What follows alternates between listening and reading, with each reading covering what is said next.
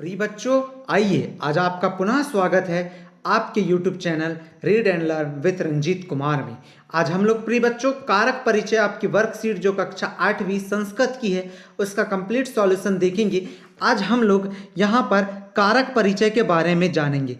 कारक परिचय के बारे में जानेंगे अर्थात हम लोग विभक्तियों के बारे में जानेंगे और आज हम लोग विभक्ति किस मतलब कि उससे समझेंगे भी और उसका कंप्लीट डिटेल जानेंगे। उसके पहले प्रिय बच्चों, अगर आप चैनल में नए हों तो चैनल को सब्सक्राइब कीजिए, लाइक कीजिए और दोस्तों के साथ शेयर भी अवश्य कीजिएगा। अगर आप चैनल में नए हो तो सब्सक्राइब अवश्य कीजिए, क्योंकि आगामी जो भी वीडियो आता है उसका नोटिफिकेशन आपको आसानी से मिल जाएगा। अब नोटिफिकेशन मिल जाएगा तो आप आसानी से पूरी वर्कशीट कंप्लीट कर लेंगे।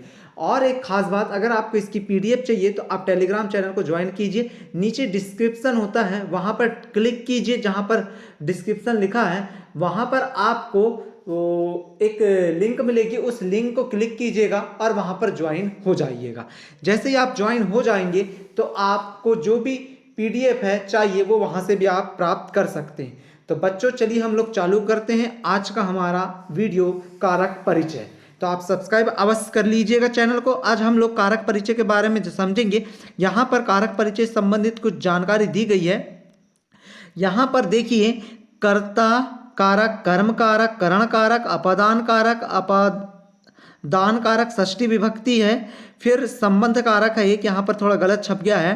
फिर अधिकरण कारक। इस प्रकार से विभक्ति दी गई है। प्रथमा, द्वितीय, तृतीय, चतुर्थ विभक्ति यहाँ से हट गई है, थोड़ा मिसप्रिंट के कारण यहाँ पर गलत छप गया है। चतुर्थ, पंचमी, षष्ठी और सप्तमी, इस प्रकार से पूरी विभक्ति के बारे में हम लोग समझेंगे। यहाँ पर देख सकते हैं आप लोग, यहाँ पर कर्ता ने कर्म को लिखा हुआ है। फिर यहाँ पर आगे बढ़ेंगे आप तो यहाँ पर आपको मिलेगा संप्रदान के लिए। यहाँ पर क्या मिलेगा आपको? संप्रदान के लिए। जैसे ऊपर क्या था, कर्ता ने कर्म को, फिर क्या आता है, करण से के द्वारा, संप्रदान के को लिए, अपादान से। यहाँ पर देखिए करण में भी से आता है और अपादान में भी से आता है। तो यहाँ पर कोई भी चीज़, दो चीज़ें जब अलग होती है तब हम अपादान का उपयोग करते हैं। तो अपादान से का के की रा रे री, अधिकरण मैं पर, अधिकरण मैं पर, संबोधन हे ओ अरे या भो हे अरे। इस प्रकार से ये जो विभक्ति है अर्थ निकालने पर प्रथमा में हो जाती है, ने के रूप में चलती है, यानी कि अर्थ करने पर वो इस रूप में होती है। जैसे रामः पढ़ती, राम पढ़ता है, ता आया। तो इस प्रकार से ये विभक्तियां चलती हैं। यहाँ पर देखिए कर्म कारक की विभक्ति है, विद्यालय जाता है तो विद्यालय के लिए करण है। करण कारक है तो यहाँ पर देखिए बालिका कंदुकेन क्रीडन्ति, जो बालक हैं वो गेंद के साथ खेलते हैं। सीता रामेण सह वनम गच्छति, सीता राम के साथ वन जाती है।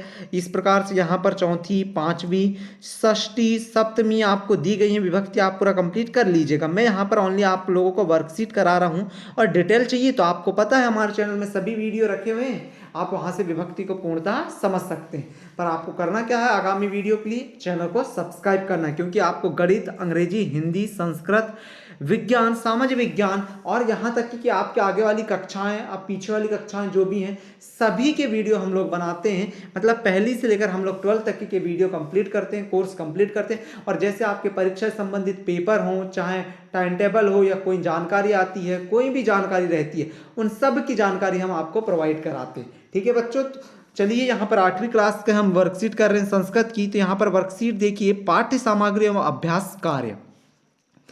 निम्नलिखिता नाम मूल शब्दम विभक्तिम वचनम च लिखत। निम्नलिखित शब्दों के मूल शब्द, विभक्ति और वचन लिखिए। जैसे पदानी, मूल शब्द, विभक्ति और वचन। यहाँ पर पद में दिया है आपको प्रतनेन, तो यहाँ पर मूल शब्द क्या है, प्रयत्न है। कौन सी विभक्ति है, रामेण होता है, इसके लिए क्या हो जाएगी, ये फलेन होता है, उस प्रकार से तृतीया हो जाएगी और ये एक वचन है, एक वचन है। जाना नाम में जना मूल शब्द है, षष्ठी विभक्ति है, बहुवचन है।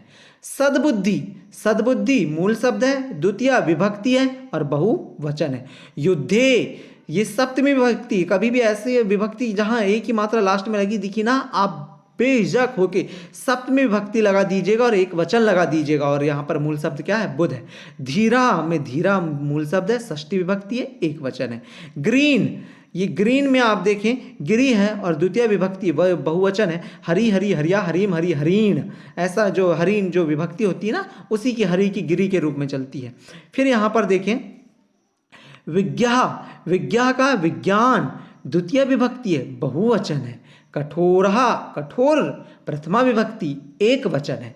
मुक्तिम, मुक्ति द्वितीय विभक्ति एक वचन है। भिक्षुकाय, भिक्षुक चतुर्थी विभक्ति एक वचन है। तो इस प्रकार से आप पूर्णतः इसको समझ गए होंगे कैसे विभक्ति हम लोग लिख रहे हैं, कौन सी प्रथमा कौन सी द्वितीय कौन सी तृतीया होती है। तो जैसे यहाँ पर देखिए बालकाय, ये काय वाली जो आता है ये चतुर्थ विभक्ति में आता है, तो हम इसे चतुर्थ विभक्ति से मिला देंगे।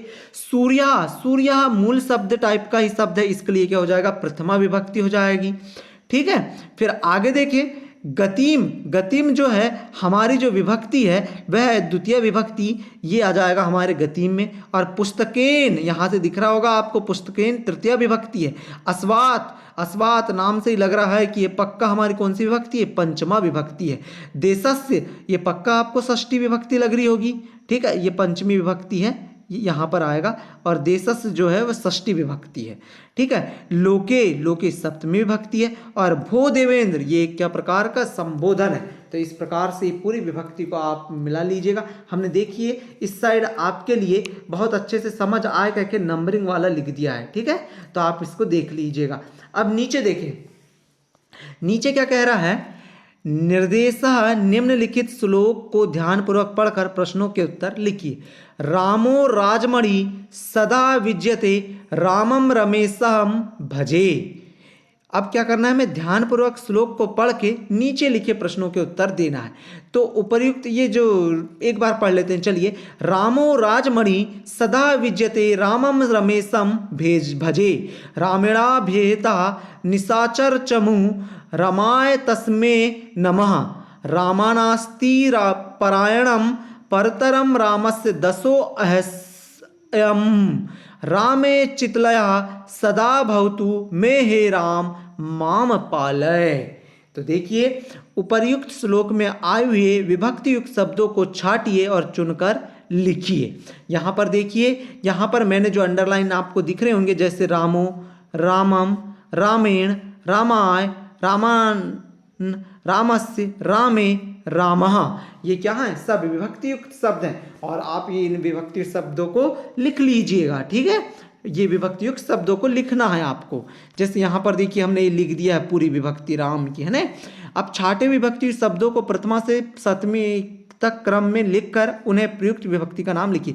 रामो प्रथमा विभक्ति रामम, द्वितीय विभक्ति रामेण, तृतीय विभक्ति रामाय, चतुर्थ विभक्ति रामात, पंचमी विभक्ति रामस, षष्ठी विभक्ति रामे, सप्तमी विभक्ति और हे रामा संबोधन।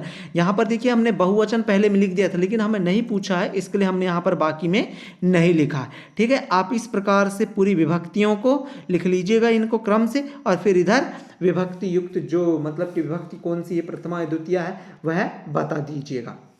अब आगे देखिए, आगे क्या है, प्रदत्त शब्दों में निर्देशानुसार कारक विभक्ति का प्रयोग कीजिए।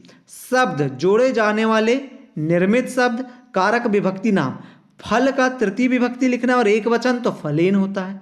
छात्र का द्वितीय विभक्ति बहुवचन लिखना है तो छात्रान होता है। कविता का चतुर्थ विभक्ति एक वचन लिखना है तो कविताएं होता है। हरि का प्रथमा विभक्ति एक वचन लिखना है तो हरि ही होता है। भानु का सप्तमी विभक्ति बहुवचन लिखना है तो भानुषु होता है। भवन का षष्ठी विभक्ति एक वचन लिखना है तो भवनस्य होता है। और आगे देखिए यहाँ पर सप्तमी विभक्ति बहुवचन का राजशिशु होता है। प्रथमा विभक्ति का गीता होता है। षष्ठी विभक्ति का भूमे होता है और तृतीय विभक्ति का एक वचन गुरुणा होता है। इस प्रकार से आप इसको कर लीजिएगा। और जैसे बच्चों अगर आपको कोई भी डाउट लगता है ना तो कमेंट अवश्य कीजिएगा। कमेंट करके आप कुछ भी पूछ सकते हो, उसके उत्तर आपको तुरंत मिल जाएंगे। आप टेलीग्राम चैनल में जैसे ही ज्वाइन होंगे ना तो वहां पर भी आप मैसेज कर सकते हैं और मैसेज के द्वारा आप मुझसे बातें कर सकते हैं वहां पर। ठीक है, अब अगला प्रश्न देखिए। अगला प्रश्न कह रहा है दिए गए विभक्ति युक्त शब्दों को अर्थ के अनुसार रिक्त स्थानों में भरिए। ठीक है, तो अहम पुस्तकम पठानी लेखानी अध्ययनाय विद्यालयम गच्छानि विद्यालयात् आगत्य ईश्वरस्य ध्यानं करोमि सायंकाले उद्याने भ्रमण करोमि। तो इस प्रकार से हमें ये शब्द दिए गए थे, हमने इनको क्रम से जमा दिया है, आप भी क्रम से जमा दीजिएगा। ठीक है, ये 5वें पे आ जाएगा और ये 6वें पे आ जाएगा। इस प्रकार से आप जमा के इनको पूरा लिख लीजिएगा। और आपको अगर कुछ पूछना हो तो अवश्य पूछिएगा। आप जो पूछना चाहते हैं कमेंट कीजिए, आप पूछ सकते हैं। और जो ये हमने अभी आपको वर्कशीट कराया ना, अगर इसकी वर्कशीट आपको चाहिए, मतलब कि पूरा सॉल्यूशन चाहिए, तो टेलीग्राम चैनल में इसको हमने डाल दिए, आप ज्वाइन कीजिए वहां से और इसे प्राप्त कर लीजिएगा। और इसके पहले के भी वीडियो हमने बना दिया है, आप उन वीडियो को भी अवश्य देखिएगा।